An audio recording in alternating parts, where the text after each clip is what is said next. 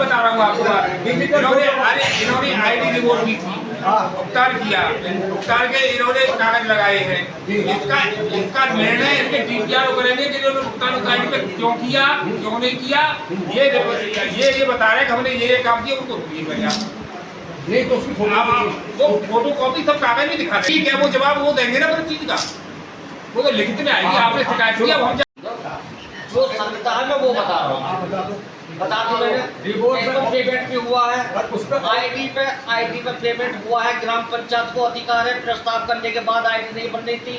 अब इस वर्ष से शासन ने चेंज कर दिया है, पुरानी आईडी पेमेंट नहीं होगा इस साल से, पहले पेमेंट हो चुका था। ग्राम पंचायत को अधिकार है कि एक आईडी पे 10 काम करा ले। हाँ, करा सकते हैं। चलिए इसकी तो एलआईडी जांच होगी ऐसे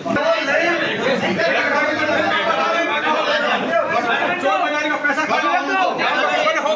ब्लॉक हो गया था ना आगे नाला, तो जेसीबी चली थी वहाँ खड्डा हुआ था, हो गया मेरे सामने चली। आपका नाम क्या है? शक्ति सिंह है? शक्ति सिंह। आपका नाम क्या है, जरा बता दीजिए। मेरा घर का नाम पप्पू था और वैसे मेरा नाम मनोज त्यागी है। आपको 41 साल बाद आपको यहाँ पुलिस ने जैसे पकड़ा है, तो आप 41 साल तक कहाँ रहे? और कोर्ट में जैसे आपको ये कहा जा रहा है कि यहाँ की कोर्ट ने, निचली अदालत ने आपको दोषी करार दिया, हाई कोर्ट का अपील पे आपको जमानत मिली, उसके बाद आप कोर्ट नहीं गए? नहीं, हाई कोर्ट में मेरे वकील देख रहे थे, DN सिंह केस देख रहे थे, वो एक्सपायर हो गए और उसके बाद कब वारंट हो गए मुझे पता ही नहीं। मेरे पास कोई नोटिस नहीं गया आज तक, मेरे पास कोई आज तक सम्मन नहीं पहुंचा। मुझे तो अभी 26 तारीख को पता लगी है कि मेरे गांव का नाम चांदसारा है, वहाँ के किसी लड़के पप्पू त्यागी को चांदपुर देहात कोतवाली पुलिस ढूंढ रही है। तब वो मैटर मेरे भाइयों के पास पहुंचा। जब मेरे पास आया तो मैंने कि भाई मेरा नाम भी पप्पू त्यागी और ये केस मेरे वाला ही है। तब मेरे भाई ने मुझसे कही आप चले जाओ हाई कोर्ट और जाके एफिडेविट लगा दो, आपका वारंट रिकॉल करा दूंगा। 1981 में जिस वक्त घटना हुई थी, घटना किस कारण हुई थी? ये स्कूल में चुनाव चल रहे थे और आपस में हो गई थी और ये एक एक्सीडेंटल केस था, हत्या का नहीं था। आप कौन से उसमें पढ़ाई कर रहे थे? DAV कॉलेज में। अच्छा। कोई हत्या का किसी का मोटिव नहीं था और वो अचानक सरदार खान ने किस वजह से क्या करा और कैसे उसके मार दिया और कब में मार दिया ये भी नहीं पता। के छात्र संघ के चुनाव को लेकर जी, विवाद हुआ था और मैं कोठी पे ही था और जब मुझे पता चली कि उस लड़के के साथ ऐसा हो गया, मैं भी वहाँ चला गया और यहाँ पे सुराज सिंह त्यागी SHO थे चांदपुर थाने में देहात में, और उनसे बात करी। हमारे एक मिलने वाले थे यहाँ, रामपाल प्रोसिक्यूटर थे, और यहाँ पे उनसे बात करी और मैं यहाँ सरेंडर हो गया। यहीं सरेंडर हुआ थाने में, कोर्ट में नहीं हुआ था, मैं थाने में सरेंडर हुआ था। और थाने से 2 घंटे बाद मुझे जेल भेज दिया। कौन सी अदालत में दोषी माना था आपको? यहाँ बुलंदशहर यहाँ मुझे सेशन कोर्ट ने। सेशन कोर्ट में आपको यहाँ दोषी मान लिया था जी। वहाँ से अपील पे आपको जमानत मिल गई 10 दिन बाद। उसके बाद आपने तारीख की थी या तारीख छोड़ दी? फिर तारीख नहीं आई आपकी? नहीं, हाई कोर्ट की कोई तारीख ही नहीं आती ना अपीलों में। अपीलों में कोई तारीख नहीं आती। अभी तो अपील अभी चलेगी 10 साल ऐसे ही। तो आप शादीशुदा पहले से थे, बाद में आपने शादी की? हाँ, मेरे बड़ी लड़की मेरी जो है 5 साल पहले हो गई थी इस घटना से, 76 में। देवी जी बाबा संग हो रहा है अमंत का वो पत्थर गिरने गिरते अमंत का वो 78 में गई सब रोज गए बोल। अरे यार पीछे तो हो जाओ। क्या हो गई? क्या हो बोल।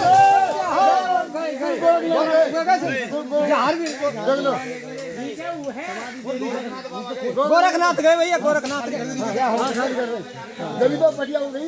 धर्मशाला भी हौले हौले जा रही है, हौले हौले जा रही है भैया।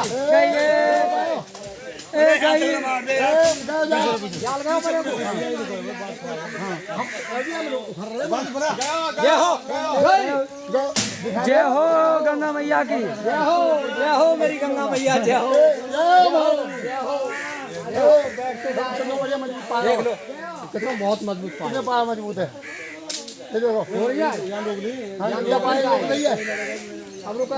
नीचे खाली हो जाएगा।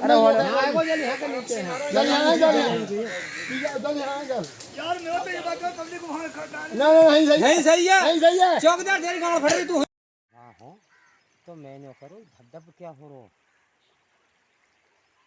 एक भी उधर की धर्मशाला जितनी भी बन रही सबके गाटर पटिया सब कुछ तहस नहस सब कुछ खत्म हो गया। बस एक सर्प देवता तो दिखाई दिए हैं। नाग देवता की वो बनी हुई के आगे से कितने अभी मैं जैसे घूम के आया हूँ ऐसे तो मैंने एक सांप देवता दिखाई दिए बस। अच्छा दिए दिखाई। भाई कुछ गलत हो गए तो दर्शन तो दूंगा ही। बाकी देखो ये जा रहे हैं कोई पल में मतलब। और देखो मंदिर मेरे सामने ही बिल्कुल ठीक हो सुबह और अब इतनी देर में है मतलब लगा लो। और देखो दूरी देखो ऊपर से देखो मंदिर की दूरी। अब देखो कितने टेढ़े बन गए। अब ये कम देर में ही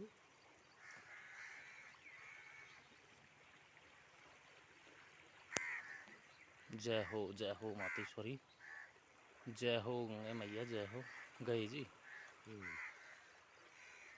मंदिर नहीं बच रहा जी। हे माता रानी, जय हो मातेश्वरी,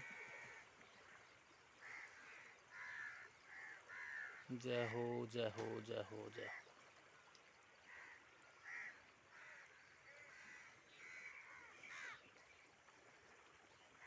बहुत ही रौद्र रूप है माता रानी का। जय हो गए जी, गए जय हो जय हो जा रहे हैं देखो। जय हो। ओम श्री मात गंगे हर हर नर्मदे हर हर पार्वती पते हर हर महादेव। जय हो जय हो जय हो जय हो जय हो। देखो अंतिम बार घंटी बज रही है मंदिर की। जय हो जय हो जय हो जय हो जय हो गंगे मैया की, जय हो जय हो जय हो गंगे मैया की, जय हो जय हो जय हो जय हो जय हो जय हो जय हो जय हो जय हो जय हो जय हो मातेश्वरी, जय हो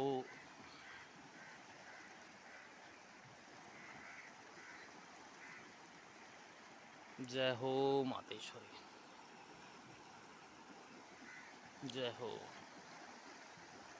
जय हो माता।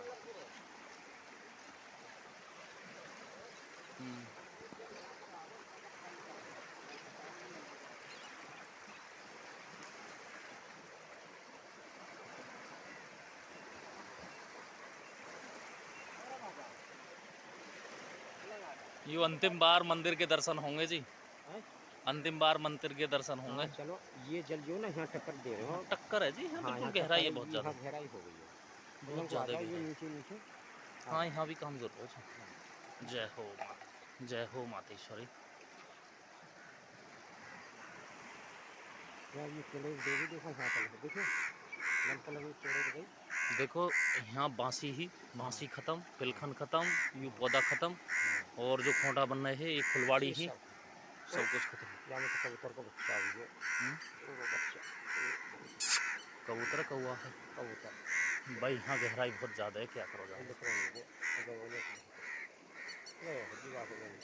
जय हो मातेश्वरी।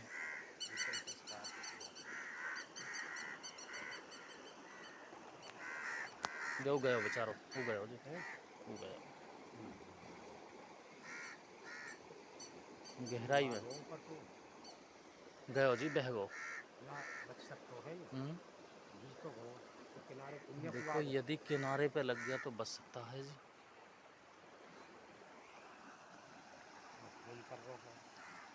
जल की ज्यादा थार है। त्रिभुवन सिंह क्राइम ब्रांच अपराध शाखा सहारनपुर उत्तर प्रदेश की तरफ से सभी देश व प्रदेश वासियों को 79वें स्वतंत्रता दिवस 15 अगस्त व श्री कृष्ण जन्माष्टमी की हार्दिक शुभकामनाएं। वन रक्षक भीष्म चौधरी गुलाबटी बुलंदशहर उत्तर प्रदेश की तरफ से सभी देश व क्षेत्र वासियों को 79वें स्वतंत्रता दिवस 15 अगस्त व श्री कृष्ण जन्माष्टमी की हार्दिक शुभकामनाएं। मनोज चौधरी ग्राम प्रधान चितसोना अलीपुर जिला बुलंदशहर उत्तर प्रदेश की तरफ से सभी देश व क्षेत्र वासियों को 79वें स्वतंत्रता दिवस 15 अगस्त व श्री कृष्ण जन्माष्टमी की हार्दिक शुभकामनाएं। चेयरमैन STV इंडिया न्यूज हर खबर पर नजर संदीप चौधरी की तरफ से सभी देशवासियों को स्वतंत्रता दिवस 15 अगस्त व श्री कृष्ण जन्माष्टमी की हार्दिक शुभकामनाएं। मूसा चौहान जिला उपाध्यक्ष लोहिया वाहिनी समाजवादी पार्टी बुलंदशहर उत्तर प्रदेश की तरफ से सभी देशवासियों को स्वतंत्रता दिवस 15 अगस्त व श्री कृष्ण जन्माष्टमी की हार्दिक शुभकामनाएं। त्रिभुवन सिंह क्राइम ब्रांच अपराध शाखा सहारनपुर उत्तर प्रदेश की तरफ से सभी देश व प्रदेश वासियों को 79वें स्वतंत्रता दिवस 15 अगस्त व श्री कृष्ण जन्माष्टमी की हार्दिक शुभकामनाएं। सराय चौकी प्रभारी अजय कुमार बुलंदशहर उत्तर प्रदेश की तरफ से सभी देश व प्रदेश वासियों को 79वें स्वतंत्रता दिवस 15 अगस्त व श्री कृष्ण जन्माष्टमी की हार्दिक शुभकामनाएं। ग्राम प्रधान नसीराबाद कोठरी प्रशांत लोधी राजपूत बुलंदशहर उत्तर प्रदेश की तरफ से सभी देश व प्रदेश वासियों को 79वें स्वतंत्रता दिवस 15 अगस्त व श्री कृष्ण जन्माष्टमी की हार्दिक शुभकामनाएं।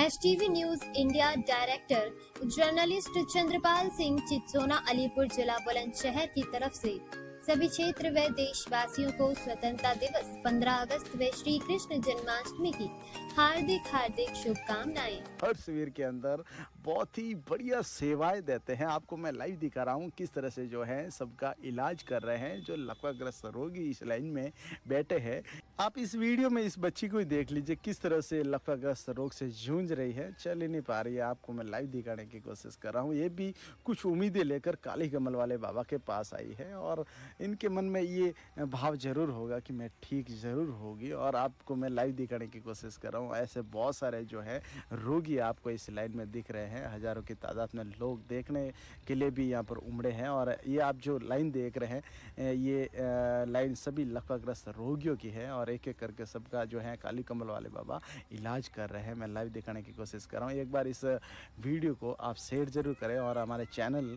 हमारे पेज को आप फॉलो ज़रूर करें, ताकि हर शिविर के वीडियो इस चैनल के ऊपर, इस फेसबुक पेज के ऊपर आपको देखने को मिलता रहे। अब आपको इस वीडियो में अंकल जी देख रहे हैं, इनका रिजल्ट भी आप देख सकते हैं। इस वीडियो में लाइव दिखाने की कोशिश कर रहा हूँ। ये अंकल जी काफ़ी सालों से जो है वो चल नहीं रहे हैं, और इस वीडियो में आप देखोगे किस तरह से इनका रिजल्ट है जो निकलता है। एक बार इस वीडियो को आप लाइक ज़रूर करें आपको मैं लाइव प्रूफ दिखाने की कोशिश कर रहा हूँ। चमत्कारी बाबा का, माँ भवानी का, माँ काली का और मेलड़ी माता का काफ़ी आशीर्वाद है। और किस तरह से जो है इस वैज्ञानिक युग में भी लोगों को इलाज कर रहे हैं और लोगों का दुख दूर कर रहे हैं, आपको मैं लाइव दिखाने की कोशिश कर रहा हूँ। और अंकल जी को देख लीजिए, ये आपके सामने लाइव दिखाने की कोशिश कर रहा हूँ। अंकल जी कई सालों से जो है चल नहीं पा रहे थे और अभी जो हैं 2 पैरों पर खड़े हो चुके हैं और धीरे धीरे चलने की कोशिश कर रहे हैं। आपको मैं लाइव दिखाने की कोशिश कर रहा हूँ। इस वीडियो में आप देख सकते हैं, एक बार इस वीडियो को आप शेयर ज़रूर करें। मिलते हैं नेक्स्ट वीडियो में नए वीडियो के साथ।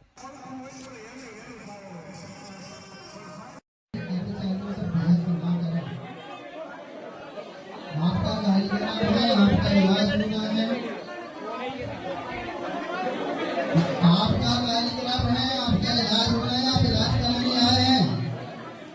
आप सहयोग नहीं करेंगे तो ऐसे नहीं चलेगा।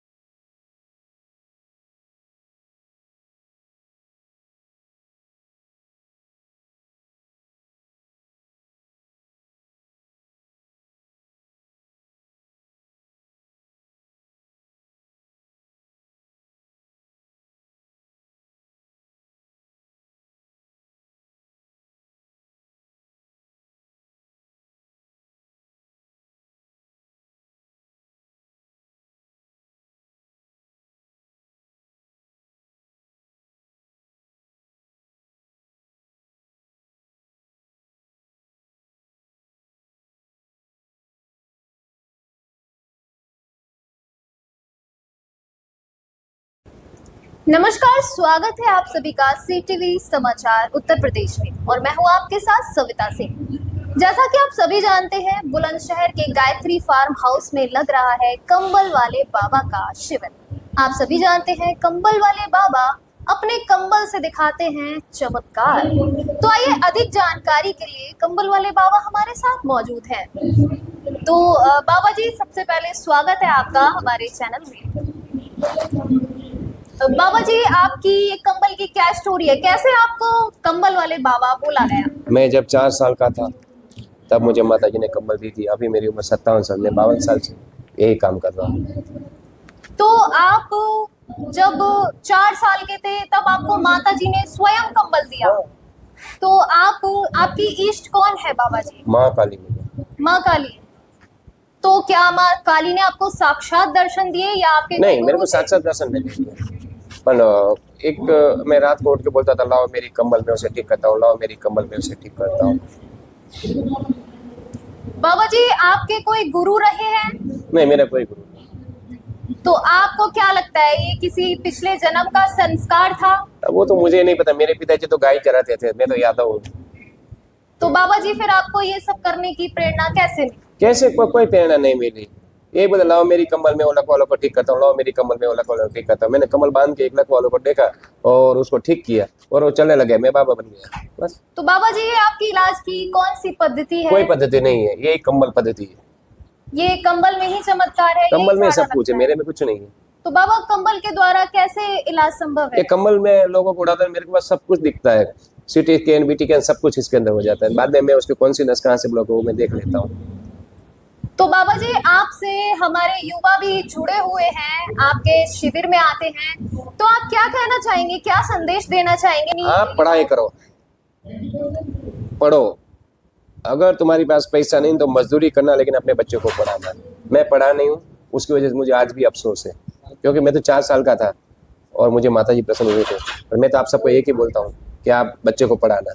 तो बाबा जी, आप सिर्फ कंबल के द्वारा इलाज करते हैं या आप दवाइयाँ नहीं, भी आपके शिविर मैं में? कंबल के द्वारा भी इलाज करता हूँ, और ज्यादा लकवा हो, पोलियो हो, ज्यादा हो तो मैंने एक ये तेल बनाया है, ये तेल मैं लोगों को देता हूँ। और क्या फायदा है? तो तुम्हारा शरीर में कैसा भी दर्द हो और कहीं भी दर्द हो, घुटना में दर्द हो, कमर, डॉक्टर बोले कि तुम्हारे को घुटना बदलना पड़ेगा, ये 8 दिन लगा के देख लो। अगर तुम्हारा घुटना सही नहीं हुआ तो मेरी तरफ से 1 लाख रुपए इनाम मैं तुम्हारा को दूंगा। और दूसरा, ये एक मैंने अश्वगंधा बनाया, उसके अंदर मैंने सफेद मूंगफली, बहुफली ऐसे सब डाला हुआ है। ये शरीर में जो कमजोरी आती है, गैस होना, अपचा होना, मतलब संडास साफ नहीं होना, पूरा दिन सिर भन भन रहता, मतलब भारी भारी रहना, शरीर में कमजोरी रहना, उसके लिए सुबह में एक चम्मच गर्म पानी के साथ 15 दिन तक पी लो। जब तक जियोगे तब तक गैस, एसिडिटी आपको नहीं होगी। बाबा जी, जैसा कि यहाँ पर कई तरह के मरीज आते हैं, तो आप किस किस प्रकार के रोग का इलाज कोई भी करते मानव हैं? शरीर के अंदर जो भी बीमारी हो, लकवा हो, पोलियो हो, कोई भी बीमारी हो, चाहे किसी भी प्रकार की? किसी भी प्रकार की बीमारी। जैसा कि आप सभी जानते हैं कि आज हमने खास मुलाकात की कंबल वाले बाबा से। तो मिलते हैं इसी प्रकार की अगली बड़ी खबर में। तब तक के लिए बने रहिए हमारे साथ और देखते रहिए CTV न्यूज उत्तर प्रदेश।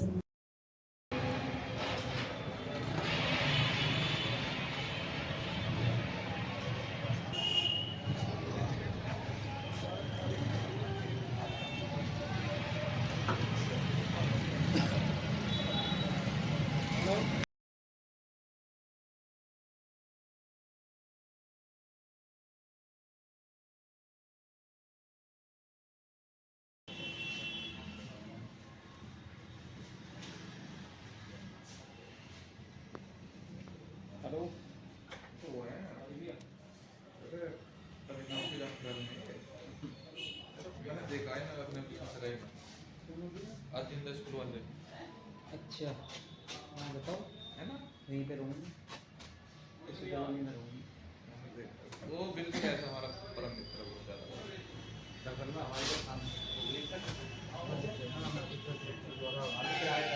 है। आज क्या मामला है? मैं डॉक्टर प्रवीण कुमार हूँ, DCP and DT nodal officer Bulandshahr district में। और इस सेंटर पे ये सरस्वती अल्ट्रासाउंड सेंटर है जहाँ पे डॉक्टर अपर्णा सिंह काम करती थी, जिन्होंने रिज़ाइन कर दिया है। PCPNDT एक्ट के नियमों के हिसाब से अगर कहीं पे डॉक्टर नहीं है तो ऐसे सेंटर्स को सील कर दिया जाता है। बिना डॉक्टर के किसी भी अल्ट्रासाउंड मशीन को ओपन नहीं छोड़ा जा सकता। सर, जिन डॉक्टर का आप जिक्र कर रहे हैं, कब से रिजाइन दे चुके हैं? उनका रेजिग्नेशन जो हमें प्राप्त हुआ है अभी, उसमें जो उन्होंने डेट दिखाई है वो 13/12 दिखाई है। 13/12/25 से उन्होंने रिज़ाइन कर दिया है। सर, क्या 13/12/25 से अल्ट्रासाउंड सेंटर प्रॉपर खुल रहा था? हमें इस बात की जानकारी तो नहीं है, लेकिन हमने जो संबंधित डॉक्यूमेंट्स हैं इस सेंटर के वह उनको सील करके ले जा रहे हैं, उनको स्टडी करेंगे और उसमें फिर देखेंगे अगर कोई इस बात के प्रमाण मिलेंगे कि बीच में सेंटर खुला है तो फिर जो आगे कार्रवाई बनती है वो की जाएगी। किस चीज़ की शिकायत करने गई थी, उसके बाद क्या हुआ? मैं एक सोशल मीडिया इन्फ्लुएंसर हूँ। मैं डांस की वीडियोस बनाती हूँ। वहाँ पर फैज़ अंसारी नाम का लड़का मुझे बहुत ज़्यादा परेशान कर रहा था। मेरी वीडियोस उठा कर अपने इंस्टा पर लगाता था और मुझे गंदी गंदी गालियाँ देता था। इसकी शिकायत लेकर मैं कोतवाली गई। जब मैं कोतवाली पहुँची तो वहाँ पर सबने मुझसे कहा है कि ये कुलदीप राठी जी हैं, ये आपकी समस्या का समाधान करेंगे। तो मैंने उनको सारी चीज़ बताई। वो मेरी समस्या का समाधान करने की बजाय बल्कि उल्टा मेरे ही पीछे पड़ गए और मुझसे गलत संबंध बनाने की उन्होंने कोशिश करी। इंस्टाग्राम पर मुझे दिन रात कॉल, मैसेजेस, रात के 12-12 बजे कॉल्स, आई लाइक यू और मैं आपसे संबंध बनाना चाहता हूँ, आप मुझे मिलो, मॉल पर मिलो, ये सारी चीज़ें वो मेरे से बोलते हैं। मुझसे गलत संबंध बनाने की कोशिश करते हैं। मुझे इतना हरास कर दिया गया है, इतना ज़्यादा मुझे मेंटली ट्रॉमा दे दिया गया है कि मैं आत्महत्या करने पर मजबूर हो चुकी हूँ। वो कुलदीप राठी जी मेरी समस्या सुलझाने की बजाय उस फैज़ अंसारी नाम के लड़के के साथ मिलकर उसके घर वालों को मेरे घर पर भेजते हैं और मुझे मारने की धमकियां दी जाती हैं। अब आप मुझे बताइए, महिला की सुरक्षा कहाँ है इस देश में? अगर एक महिला अपनी सुरक्षा के लिए कहाँ जाती है? वो पुलिस स्टेशन ही जाती है ना। वहाँ पर मेरे साथ ये सारी घटना घटित होती है।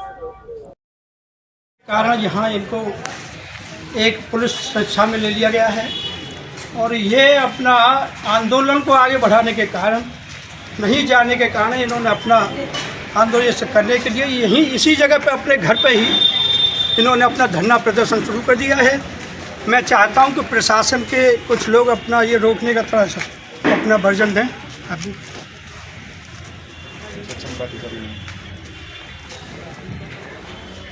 तो कोई भी प्रशासन में अधिकारी बताने को ये तैयार नहीं है, क्योंकि इनका कहना है कि हम कोई सक्षम अधिकारी नहीं हैं और ये यहीं रहेंगे। क्या नाम है आपका? मेरा नाम सद्दर। कहाँ के रहने वाले हैं? गांव का क्या नाम है? सौरखा। अच्छा दादा, ये बहुत पुरानी स्वास्थ्य विभाग की ये बिल्डिंग, सरकारी बिल्डिंग यहाँ आपके यहाँ गांव में मौजूद है और ये बेकार पड़ी है। चालू होनी चाहिए, ये विभाग चालू होना चाहिए ना डॉक्टरी को। अच्छा, कभी यहाँ डॉक्टर वगैरह बैठे हैं इसमें? आज तक ना बैठे, आज तक कोई ना आया है, ना बैठे भी आया, ना देख भी आया। तो इसमें तो काफी लागत लगी हुई, सरकार का काफी पैसा है। कूड़ेदान हेरोगे हैं, कूड़ेदान ना गिरने वाला है, अंदर से देखो ये देखा जा रहा है कंडा पाथे जा रहे हैं। कंडा तो मजबूरी में पत्थर है, खाली बढ़वाइए और क्या है, बाकी यहाँ चालू होना चाहिए। अब अधिकारियों से आप क्या अपील करना चाहते हैं, क्या बनना चाहिए यहाँ पे? अब ये अस्पताल बनना चाहिए और क्या।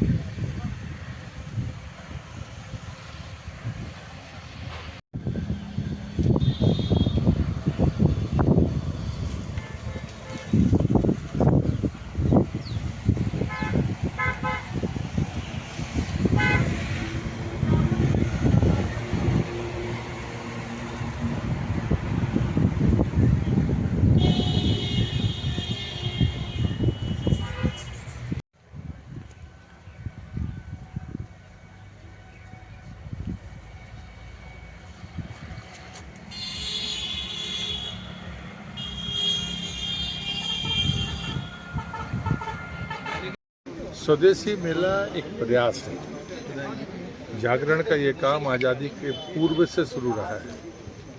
आत्मनिर्भरता और स्वावलंबन एक दूसरे के एक पहलू है, दो पहलू है। देश जगे, हर हाथ को काम हो, काम करने की मनसा हो, और जिसके पास हुनर हो उसे सहयोग मिले और लोग उस हुनर की कीमत करें।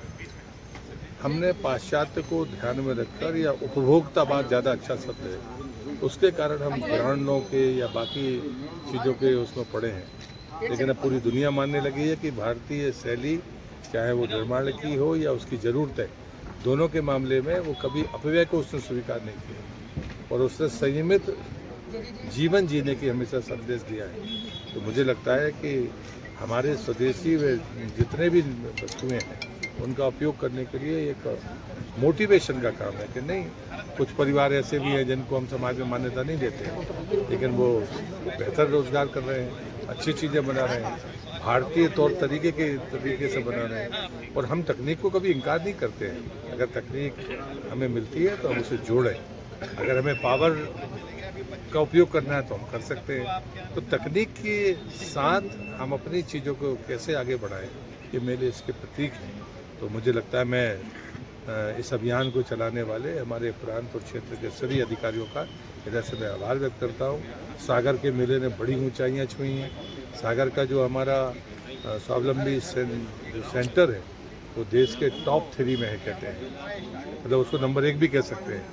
तो उसमें जो हमारे कार्यकर्ता ने बिना सरकारी मदद के, बिना वेतन के, अगर कोई पूर्णकालिक 20-30 परिवारों को अगर इतना स्वावलंबी बना सकता है तो मुझे लगता है कि हर व्यक्ति कर सकता है, ये वो भरोसा देते हैं। ग्रामीण विकास में कोई योजना है स्वदेशी में?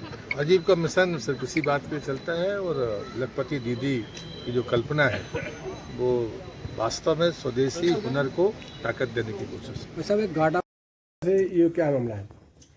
आज जो SIR से जो कार्य चल रहा है, SIR का सेकेंड फेज चल रहा है, जहाँ पे नए वोटों को बनाने की बात हो रही है, तो एक बड़ा आश्चर्यजनक चीज़ मेरे अपने विधानसभा क्षेत्र असमोली में आई है। जैसे कि हमारे राष्ट्रीय अध्यक्ष जी अखिलेश यादव जी निरंतर इस बात पर जोर देते हुए निर्वाचन आयोग के समक्ष वो साक्ष्य उपलब्ध करा रहे हैं, जिसमें फॉर्म नंबर 7 जो है, जो वोट कटवाने की प्रक्रिया के तहत दिया जाता है, उसमें प्रिंटेड फॉर्म्सों को BLO को ज़बरदस्ती प्रशासन के लोगों के द्वारा देकर पहुंचाया जा रहा है और उन पर दबाव डाला जा रहा है कि आप उन वोटों को कटवाने के लिए, क्योंकि 7 नंबर है, मेरे हाथ में ये फॉर्म्स भी हैं जो प्रिंटेड फॉर्म्स हैं, और इन प्रिंटेड फॉर्म्स पे जो है ये कई गांव की सूची है मेरे पास, और इसमें विशेष तौर से एक वर्ग विशेष के लोगों के वोटों को काटने की बात की जा रही है। इनमें जो है मैं बताना चाहूँगी कि इस SIR के तहत भारतीय जनता पार्टी जिस तरीके से एक काम कर रही है कि जिसका वोट चाहे तो वो बन जाए, जिसका वोट चाहे तो वो कटवा ले, और कहीं ना कहीं ये भारतीय जनता पार्टी के जैसे मुखिया ने भी कहा कि पूरे उत्तर प्रदेश में 4 करोड़ के करीबन वोट कट गए, तो कहीं ना कहीं ये महसूस कर रहे हैं कि जो SIR इन्होंने अपने फायदे के लिए किया और SIR के फर्स्ट फेज में ये अपने आप में कहीं ना कहीं विफल हुए, तो अब ये SIR के सेकंड फेज में फॉर्म नंबर 7 के फर्जीवाड़े के तहत ये वोटों को कटवाने की प्रक्रिया, खास तौर से विशेष तौर से मुस्लिम समुदाय के लोगों के वोट कटवाने की बात, यादव वोटों को कटवाने की बात हमारी विधानसभा असमोली के अंतर्गत की जा रही है। और ये बताना चाहूँगी यहाँ पर, ये प्रक्रिया कल शाम से शुरू की जा रही है, जिसको लेकर मैं आज जिलाधिकारी महोदय जी संभल के पास आकर इस विषय पर वार्ता भी करना चाह रही थी, और वो अभी है नहीं, लेकिन मैं इस बात को उनके समक्ष भी रखूंगी कि आखिर ये तहसील स्तर पर इन फॉर्मों को किस नियत के तहत लोगों को BLO को भेजने का काम किया जा रहा है। आज मुजफ्फरपुर में जब हमारे विधानसभा अध्यक्ष थे, वहां पर भी एक सरकारी गाड़ी आई और ये फॉर्मों को लेकर 7 फॉर्म जो है लाके BLO को देने का काम किया, और वहां मेरे विधानसभा अध्यक्ष ताहिरुल्लाह खां की उनसे बहस भी हुई, मेरी भी बात उनसे हुई, और मैंने उनसे पूछा कि जब आप SIR के तहत आपने एक डेथ का, एक अनकलेक्टेबल डाटा का, एक आपने परमानेंट शिफ्ट का और अदर्स की कैटेगरी को जो है कैटेगराइज करके एक सूची हम लोगों को प्रकाशित जो जिला निर्वाचन की तरफ से की गई थी वो उपलब्ध करा दी। उसके बाद भी ये SIR में 7 नंबर फॉर्म को जो देने का काम किया है, यदि ये वोट नहीं होते, यदि ये वोट कहीं पर भी जीवित नहीं होते तो मैं समझती कि हाँ ये कार्य ठीक है, पर ये जीवित वोट जो है जो गांव में मौजूद हैं उन वोटों को भी काटने के लिए इस तरीके के फॉर्म भर के भेजे जा रहे हैं और जबरदस्ती की जा रही है। केवल एक बूथ नहीं, मैं बात करूं अगर शहबाजपुर कला गांव की बूथ नंबर 1 से लेके बूथ नंबर 5 तक 1110 वोट हैं जिनका फॉर्म 7 नंबर भर कर आया है। बात करें अगर हम ये इसी तरीके से मैंने अपने पत्र में भी लिखकर भी दिया है बूथ नंबर, इसके अलावा 293, 94, 95 मूसापुर यहाँ पे 612 वोट और धुरेटा जो है यहाँ पे लगभग 350 वोटों को जो है मेरे पास साथ में धुरेटा के भी लोग मौजूद हैं और वहाँ पे किसी 2 व्यक्ति विशेष के द्वारा ये कहा जा रहा है कि ये साइन जो है उनके, और जब उनको लाया गया सामने तो उन्होंने अपने आप में स्वीकार किया, ना तो वो उनके दस्तखत है ना उनके द्वारा कोई शिकायत की गई है, तो ये फिर फर्जीवाड़ा क्यों किया जा रहा है, किसके इशारे पे चल रहा है। मेरा प्रश्न ये भी है, इसी तरह से लहरा कमंगर के बूथ नंबर 346 पे 290 बूथ जो हैं वो तैयब हफीज के साहब के साइन दिखाए जाते हैं और उनसे कहा जाता है, उनके लिए ये बताया कि भाई इनकी शिकायत है। जब वहाँ BLO के द्वारा बुलाकर उनसे बात हुई तो उन्होंने भी इस बात को नकार दिया कि उनके द्वारा ये दस्तखत नहीं किए गए हैं और तैयब हफीज साहब मेरे साथ यहाँ इस समय मौजूद भी हैं। आप चाहें तो उनसे उस बारे में बात भी कर सकते हैं कि ना तो उनके दस्तखत हैं ना उन्होंने कोई शिकायत करी। और ये 1-2 नहीं, बवेना की बात करूं, बवेना में भी लगभग 360 और 361 नंबर बूथ पे 350 के करीबन वोट है। धुरेटा में बात करूं बूथ नंबर 368, 369, 370 में यहाँ पे भी करीबन 200 वोट है बवेना। और इसके अलावा अगर हम बात करें आपसे बूथ नंबर जो है शेरपुर की मिलक 303 बूथ नंबर पे 108 ऐसे फॉर्म दिए गए हैं जो प्रिंटेड है। मिलक पंसुखा में जो है 252 बूथ पर 107 फॉर्म दिए गए हैं। घनसूरपुर में जो है वहाँ पे 302 फॉर्म बांटे गए हैं बूथ नंबर 64, 65, 66 पे। नेहरौली पे जो है बूथ नंबर 250 पे 168 फॉर्म, 251 पे 210 फॉर्म बांटे गए हैं। हाजीपुर में 60 फॉर्म बांटे गए, घुमावली में 450 फॉर्म बांटे गए, बवेना में भी इसी तरीके से। एचोड़ा कंबो में बूथ नंबर पे वहाँ पे 353, एक बूथ पे 100, एक बूथ पे 204, एक बूथ पे 29 फॉर्म दिए गए। और सभी से मेरी बात हुई है वहाँ BLO से, उनका कहना है कि तहसील से लेखपाल जो है उनको लगाया गया है, BRC सेंटर से सुपरवाइजरों को लेके लगाया गया है जो कि ये फॉर्म उन लोगों को उपलब्ध करो। और उनमें से BLO को बहुत सौ को ये भी नहीं पता कि आखिर इनके साथ करना क्या है। तो ये साफ कहीं ना कहीं इंगित करता है कि इनके यहाँ पारदर्शिता के साथ और निष्पक्षता से चुनाव कराने का आगे कहीं कोई मंशा नहीं है। इसका संज्ञान यहाँ पे मैं चाहूंगी, निवेदन करूंगी कि जिलाधिकारी महोदय भी लें और जो लोग इस तरीके के कार्य कर रहे हैं, क्योंकि मुझे बताया गया तहसीलदार साहब के द्वारा भी ये कहा गया है संभल के ये फॉर्मों का वितरण किया गया, तो ऐसे जो भी लोग इसमें संबंधित लोग हैं उनके खिलाफ कार्रवाई होनी चाहिए, क्योंकि ये कहीं ना कहीं निर्वाचन की प्रक्रिया को पारदर्शिता से ना होने की आशंका है। और हम समाजवादी पार्टी के लोग यहाँ पर ये मांग भी करते हैं कि अगर इस फर्जीवाड़े को नहीं रोका गया तो अगर हमें इसके लिए धरना देना पड़ेगा तो हम लोग यहाँ पर सभी लोग समाजवादी पार्टी के लोग मिलकर यहाँ पे धरना प्रदर्शन भी करेंगे, लेकिन इस तरीके की जालसाजी और साजिश अपने यहाँ इसको कामयाब नहीं होने देंगे। फॉर्म सेवन में जो फॉर्म मिले हैं आपको, कितने लोग रहे होंगे जो धांधली जैसी प्रक्रिया जो सामने आ रही है, कितने लोगों के साथ ऐसा किया जा रहा है? लोगों को ये भी नहीं पता कि हमारे साथ क्या हो रहा है, हमारे वोट काटने की प्रक्रिया। ये मैं समझती हूँ कि 25 से 30 हजार वोटों के लिए मेरे खुद की विधानसभा में ये कहीं ना कहीं साजिशन तौर वोट कम करने की बात की जा रही है। और मैंने जैसा कहा, ये मैं आपको उपलब्ध भी करा दूंगी यदि आप चाहेंगे तो। ये फॉर्म प्रिंटेड है। क्या प्रिंटेड फॉर्म आना कहीं से कहीं तक क्या संदेह वाली स्थिति नहीं लगती कि आखिर प्रिंटेड फॉर्म क्यों आ रहे हैं? और एक ही व्यक्ति के सिग्नेचर, आप सोचिए जहां 200 फॉर्म के ऊपर अगर एक ही व्यक्ति के हस्ताक्षर होंगे तो क्या शिकायतकर्ता केवल एक पार्टी या एक ही आदमी हो सकता है? शिकायतकर्ता तो और भी होने चाहिए। और फिर जब आपका वो व्यक्ति जीवित है, आपका वो व्यक्ति उसी गांव का निवासी उसमें रह रहा है, तो उसका वोट क्यों काटा जाए, उसको उसके वोट से वंचित क्यों किया जाए? और ये क्या कहीं उनके मौलिक अधिकारों का हनन नहीं होगा? अच्छा, क्या फार्म नंबर 7 जो है जिसकी जो शिकायत करता है, तो वो शिकायत करता डायरेक्ट शिकायत कर रहा है या फिर किसी सरकारी मशीनरी के माध्यम से शिकायत हो रही है? इसमें क्या कहना है आपका? अधिकतर ये संज्ञान में आया है कि ये फॉर्म तहसील के द्वारा दिए गए हैं, तो तहसील पर से ये फॉर्म जब अगर लेखपालों के द्वारा वितरित किए जा रहे हैं या बीआरसी सेंटर पर बने हुए सुपरवाइजरों के तहत ये फॉर्म्स बीएलओ तक उपलब्ध हो रहे हैं, तो ये कहीं ना कहीं ये भी लगता है कि क्या इसमें तहसील के लोग भी सम्मिलित हैं? क्या ये जालसाजी का जो चल रहा है फर्जीवाड़ा इस 7 नंबर के फॉर्म को लेकर, क्या जो है इनमें जो है आप पूछिए क्या इन पे दबाव भी बीएलओ के ऊपर ये बनाया जा रहा है कि आप हस्ताक्षर कर ये फॉर्म दीजिए?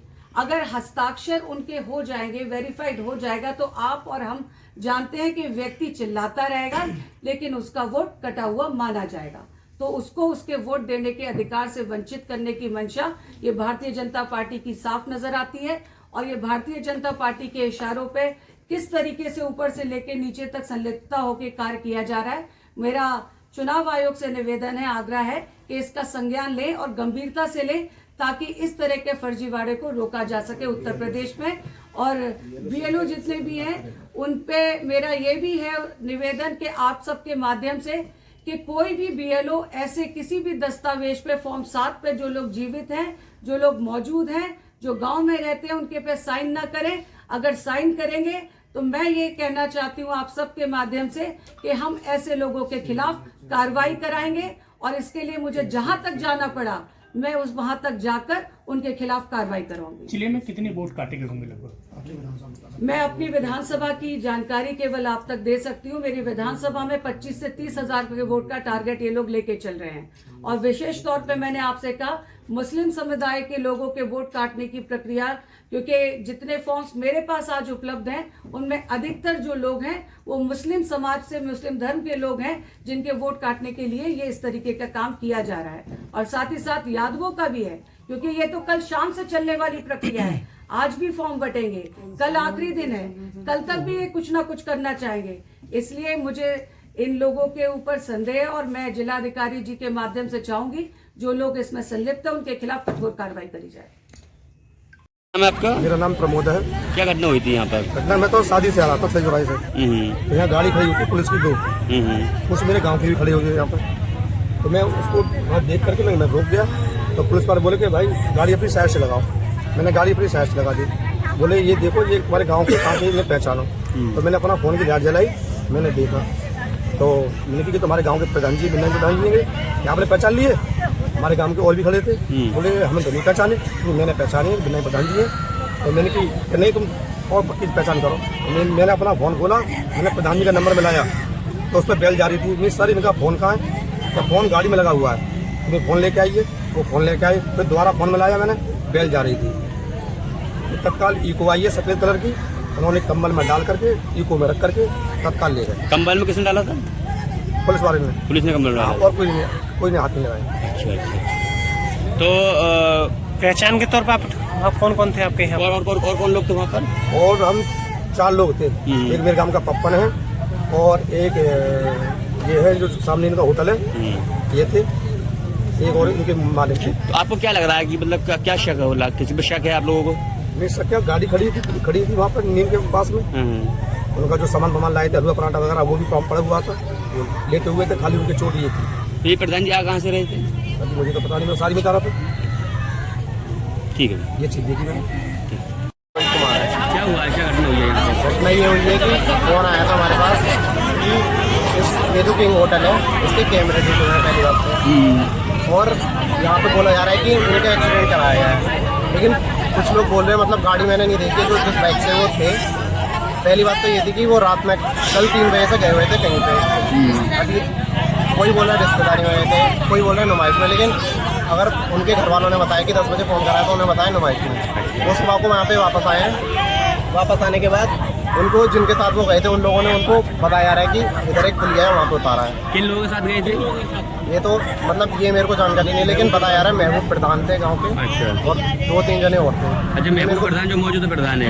ये मेरे को जानकारी नहीं है, वो 3 जो कौन थे उनके साथ। तो जिनकी घर जो इनकी मृत्यु हुई है उनका क्या नाम था? उनका नाम गंगा सली। वो भी प्रधान रह चुके हैं। वो कितना टाइम प्रधान रहे? वो 10 साल रह चुके हैं। तो किसी परिवार को भी शक है क्या कि कोई लग रहा है कि घटना की गई है या हुई है घटना से? ये इस बात को मुझे जानकारी नहीं है कि मतलब घटना की गई है। आप लोगों को क्या लगता है, आपको देखकर क्या लग रहा है? वहाँ पे जो देखा जा रहा है कि खून इधर पड़ा है, खून इधर पड़ा हुआ है। गाड़ी इतनी नहीं टूटी है, जो एक्सीडेंट बताया जा रहा है कि ट्रक चढ़ा है उनके ऊपर। ट्रक के हिसाब की बॉडी नहीं लग रही है ना, गाड़ी की टूट फूट लग रही है। लेकिन ये बोला जा रहा है कि ट्रक चढ़ा है, लेकिन हमें लग रहा है कि ये ट्रक नहीं है, ये कोई साजिश है इसके पीछे। अभी जो आप लोगों ने रोड जाम किया है उससे क्या चाहते हैं आप लोग? हम इंसाफ चाहते हैं कि मतलब पूरी जांच होनी चाहिए उस चीज़ की कि क्या हुआ है। अगर वो ट्रक ने एक्सीडेंट कराया तो वो ट्रक कहाँ गया, इसकी जांच होनी चाहिए। ये कैमरे क्यों खराब है यहाँ के? पेड़ पे लगा हुआ है कैमरा, अंदर कैमरे, सारे कैमरे खराब हैं।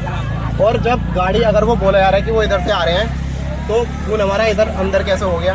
अंदर कैसे खून पड़ा हुआ है? रोड के अंदर की साइड पे फुटपाथ से 10 मीटर के अंदर खून पड़े हुए हैं, 2 दाग पड़े हुए हैं। कितने बजे की घटना है?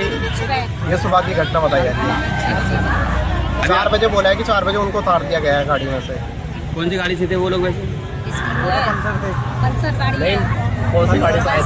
कार में गए थे, वो कार में गए थे। नहीं, पल्सर गाड़ी उनके साथ। वो जिस बाइक से आए हैं वो पल्सर थी मतलब।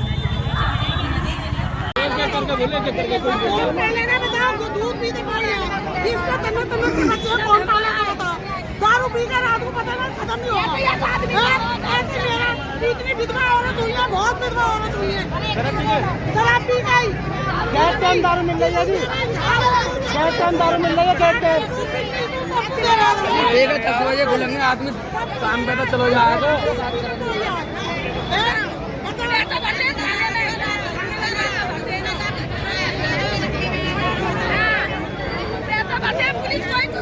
मेंबर भी कुछ ना कर रहा। आप ससुर है नहीं इसका, मतलब कौन कमा खवाएगा? रात दिन दारू बिक रही है, रात दिन दारू बिक रही है, रात दिन बर्तन से काय से दारू मिल रही है। 1 महीना का बाल लगा, बताओ। 1 महीना। जैसे क्या मामला है, क्या जाम क्यों लगाया जा रहा है? दारू की वजह से लग रहा है जाम। दारू की वजह से कैसे? 10 आदमी मर गए कम से कम। कहाँ पे? यहीं पे मोहल्ले अम्बेडकर नगर में। कौन दारू कैसे कौन बेचता है दारू? दामोदर। फिर आपने इसकी शिकायत की? शिकायत की पुलिस वाले ने 10 बार शिकायत की। पुलिस वाले पैसे लेकर चले जाए। पुलिस वाले पैसे लेकर चले जाते हैं। पुलिस बिकी हुई है। अच्छा, अब ये जाम क्यों लगाया जा रहा है? इसलिए लग रहा है दारू बंद होनी चाहिए मोहल्ले में। अच्छा। रात हमारा भतीजा फांसी लगा मर गया है। मेरा भतीजा खुद। आपका भतीजा फांसी लगाकर मर गया है? दारू की वजह से, दारू पी गई। क्या नाम है भतीजे का? कौशिक, नीतू। नीतू? हाँ। अच्छा, इसलिए आपका भतीजा फांसी लगाकर मर गया, इसलिए आप लोगों ने? मोहल्ले वालों ने सबने जाम लगाया, सब मिलकर जाम लगाया। ठीक है। ये दारू बंद कराए चक्कर में, इसलिए जाम लगा।